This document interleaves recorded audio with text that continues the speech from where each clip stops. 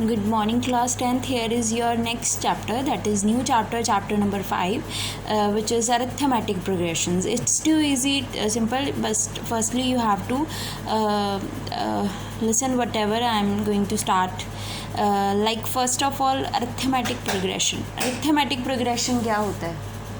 Arithmetic progression means कोई भी एक आपको टर्म दी है, ठीक है, कोई भी आपको एक टर्म की सीरी दी हुई है जिसमें आपके नंबर हैं, बट उन नंबर्स में जो डिफरेंस हैं वो कॉमन होता है, ठीक है।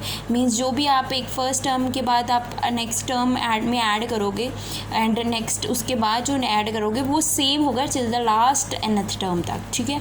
तो उसको बोलते हैं हम arithmetic progression. I had written the definition, तो you main see that an AP is a list of number is in which each term is obtained by adding a fixed number to precede the term expect the first term, ठीक है।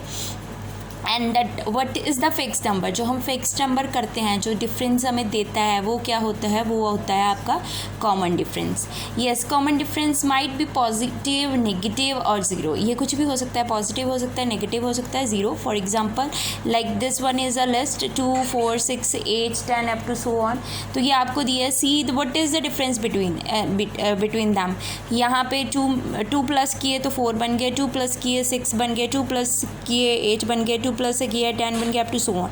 Means जो common difference है इनमें आ रहा है वो क्या है आपका 2, ठीक है। एक और चीज़ बतानी थी, how to find the common difference. ये नहीं कि आपने 2 - 4 कर देना, दैट कॉमन डिफरेंस होता है that second term minus first term, ठीक है। ये हमेशा जो आपकी टर्म पहले पड़ी होगी वो आपकी फर्स्ट टर्म होगी, फिर सेकंड, फिर third up to so on. तो ये है इसकी कंपैरिजन ऑफ AP होता है A1 A2 up to so on nth term तक। जब हम डिफरेंस लेते हैं वो ऐसे लेते हैं, A2 - A1 is equal to A3 - A2 is equal to up to so on, like this. ये सारे कॉमन डिफरेंस होते हैं, ठीक है। And general term of AP क्या होती है, मीन्स जो फॉर्मूला हमने प्रोसीड करना है फॉर nth टर्म के लिए और जनरल टर्म के लिए, ये दोनों ही सेम चीज़ है। General term of an AP and nth term of AP, तो वो क्या होता है, AN is equal to A plus N minus one D, ठीक है। तो वेयर A क्या है, A आपकी फर्स्ट टर्म है, N मीन्स जो आपको नंबर दिए होंगे and D is the common difference, ठीक है। तो I hope so what ever I had done right now, तो आपको वो क्लियर हो गया। Will start with the example. So here you can see that in the book they had written that for AP 3/2 comma 1/2 comma minus 1/2 comma minus 3/2 up to so on. कहते हैं write first term and common difference. तो उन्होंने हमें first term के लिए पूछा है and common difference के लिए। I had written that series whatever they had given, ठीक है। तो अप टू सो ऑन। तो पहले फर्स्ट टर्म मैंने बोला है, जो स्टार्टिंग में सबसे पहली टर्म पड़ी है वो आपकी क्या होती है, फर्स्ट टर्म मीन्स A। तो आपने लिखना है कि first term A is equal to 3/2, ठीक है। अब हमने निकालना है D हमारा क्या था, A2 - A1, तो ये कितना है 1/2 माइनस 3/2। तो दोनों का एलसीएम सेम है, 2 1 - 3 that is equal to -2/2, cutting करके कितना आ गया -1, ठीक है। और अब एक और चीज़ मैं देखूंगी, अगर ऐसे आपको कोई कॉमन डिफरेंस पूछा तो आपने श्योरिटी लेनी है आगे भी। फिर मैं कर लेती हूँ D is equal to A3 - A2। तो A3 मेरा कितना है -1/2 एंड देन -1/2, ठीक है। तो ये कितना हो गया -1 upon 2 -2/2 up to so on. तो इट मीन्स मेरा -1 का ही कॉमन डिफरेंस आ रहा है। तो आप लिखोगे हेयर A इज़ आपका 3/2 आ गया and common difference between them is -1। तो I hope so this one is thing is clear to you. Next है which of the following list of the number of AP if they have an AP right the next. तो आपने ये जो questions दिए इन्होंने बोला कि AP है कि नहीं है, ये आप बताओ। अगर AP है इनमें से तो आपने उसकी नेक्स्ट टर्म भी ही बतानी है, ठीक है। जैसे जैसे फर्स्ट पार्ट है आपको दिया हुआ है that 4 10 16 22 up to so on. तो कैसे हमने फाइंड करनी है, सेम मैंने पहले लिख लिया A मेरे पास कितनी है 4, तो मैं D निकालूंगी A2 - A1, then again मैं निकालूंगी कितनी टर्म है 1 2 3 4। तो A3 - A2, पहले A2 - A1 कर लेते हैं, 10 - 4 that is equal to 6, A3 16 - 10 that is equal to 6, then D फिर मैंने निकाल लिया 4 minus A3 that is equal to 22 minus 16 that is equal to 6।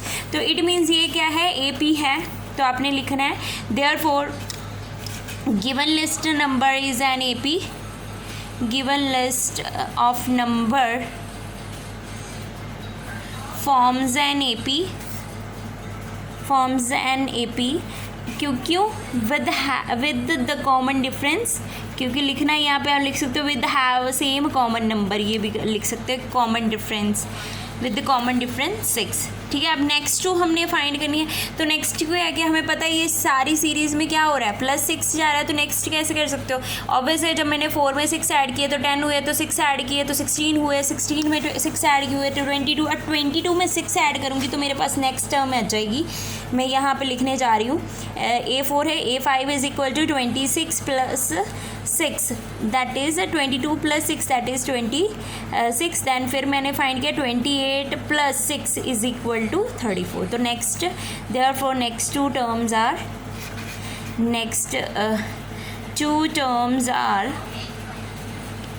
22, 34, right. अब जैसे अब अगर इन केस अगर इनका कॉमन डिफरेंस सेम ना होता तो आपने आगे नहीं जाना था, नेक्स्ट 2 टर्म्स नहीं फाइंड करनी थी, बिकॉज आपने लिख देना था given list number is not in the form of AP because the common difference is not same. ठीक है, so I hope so it has clear whatever we had done here. तो see the exercise 5.1 कहते in which the following situation this the list of number involve make an arithmetic progression and why. ठीक है, कौन सी ये situation arithmetic progression बना रही है and क्यों बना रही है, ये हमने बनानी है। ठीक है, तो फर्स्ट ऑफ ऑल हमने क्या करना है, read out the statement that taxi fare has each kilometer when the fare is 15 rupees 15 for the first kilometer and 8 for the additional kilometer। अब वो कहते हैं कि जब एक टैक्सी फेयर पे करते हैं तो किलोमीटर के अकॉर्डिंग जब वो फर्स्ट किलोमीटर जाते हैं तो 15 देते हैं, बट उसके बाद जितने भी किलोमीटर आगे जाते हैं तो 8 उसमें एडिशन होता रहता है एज अ किलोमीटर। तो आपने इसमें क्या करना है, ये फर्स्ट पार्ट करने जा रही हूँ मैं, एक्सरसाइज 5.1 है। ठीक है, तो इसमें आप क्या करोगे, पहले आपने लिख लेना है कि ऑब्वियस है A कितना दिया हुआ है आपको 15 एंड D कितना है 8, मतलब एडिशन ऑब्वियस है ना, वो आगे प्लस करने की बात बोल रहा है कि 8 प्लस करते जाना है, तो ऑब्वियस है मेरा कॉमन डिफरेंस 8 हो गया। तो अब आपने पहले लिस्ट बनानी है। ठीक है, taxi fare are first comma कितना हो गया मेरा 15, फर्स्ट 15 है, अब 15 में 8 ऐड किए कितना हो गया 23, फिर देन 23 में 8 ऐड किए 31, देन 31 में 8 ऐड किए तो कितने बन जाएंगे आपके 39, देन 39 में मैं 8 ऐड करती हूँ तो कितने हो गए मेरे 47 अप टू सो ऑन। ठीक है, मुझे आगे जाने की ज़रूरत नहीं है, तो मैंने ये बना लिया। ठीक है, अब आप ये लिखोगे, इन्होंने पूछा जॉब लिस्ट बना लो अरिथमेटिक प्रोग्रेशन एंड वाई, तो मैं यहाँ पे लिखूँगी yes it is an AP because common differences is same। तो I hope so the first part you had cleared how to solve it। ठीक है, तो इसको करना है अच्छे से ध्यान से, आपने ऐसे ही करते जाना है, ये चारों के चारों पार्ट ऐसे ही हैं। देन नेक्स्ट सेकंड पार्ट कहते हैं राइट द 4 टर्म्स, आपने 4 टर्म्स लिखनी है when the first term and difference आपको गिवन है, 4 टर्म्स आपने लिखनी है। तो सेकंड का फर्स्ट पार्ट करवाने जा रही हूँ। तो इसमें मुझे फर्स्ट पार्ट में A मुझे दिया हुआ है 10 एंड D मुझे दिया हुआ है 10। ठीक है, तो अब पहले मैं अब देखो A क्या होता है, ऑब्वियस है जो हम सीरी लिखते हैं उसको हम लिखते हैं, ये लिखते हैं, राइट, यही लिखते हैं। तो इट मीन्स A मेरा क्या है A1 है, तो मैं लिखूँगी उसको 10। ठीक है, अब उसके बाद A2, तो याद रखना AP की सीरीज़ क्या होती है A+D।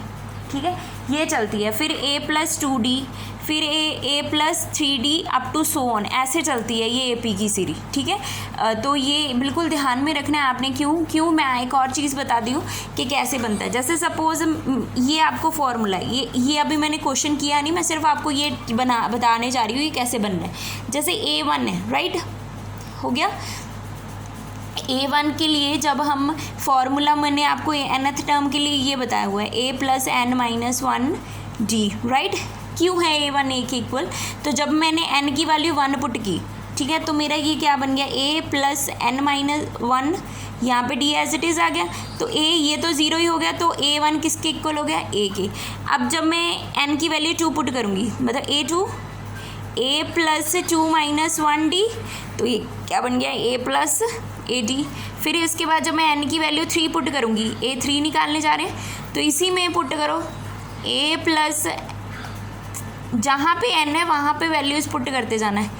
तो अब पता लग गया क्योंकि सीरीज़ मैंने ऐसे लिखी है, तो ये है इसके एक्चुअल्स में रीज़न, ठीक है। तो let's start with the 4 terms के लिए मेरा फर्स्ट आ गया सेकंड a2, तो go with that formula. a2 क्या है, a मेरी कितनी है 10 प्लस n मेरा कितना है, n मेरी 2 है, एंड d कितना मेरा 10, तो 10 प्लस ये हो गया 1 इंटू 10 यहाँ पे, तो 1 प्लस 10 प्लस 10 कितना हो गया आपका यहाँ पे 20।